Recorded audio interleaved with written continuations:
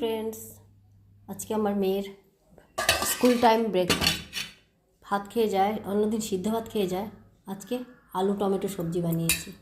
এখানে হিং, টমেটো আর rice bran তেল দিয়ে দেখবো আজকে ট্রাই করে রুটি। আলু এমনিতে আমি খাই না বেশি, আজকে ট্রাই করবো রুটির সঙ্গে।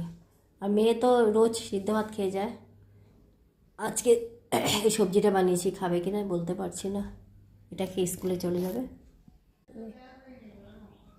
খাচ্ছে আমার বেটি। খাও তো বাবু, টেস্টি হয়েছে দেখো তো। হিং দিয়েছি, টমেটো, কোনো মশলা নেই এটাতে।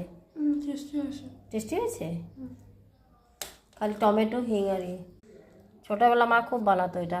আর একটু পাতলা, আমার গ্রেভি গাঢ় হয়ে গেছে ঝোলটা। এটা এটা এটা একটু পাতলা হয়, মা বানাতো পাতলা, টমেটো দিয়ে হলদি দিয়ে, বহুত টেস্টি লাগতো। এখন আলু টেস্ট লাগে না। এটাই আমার আজকে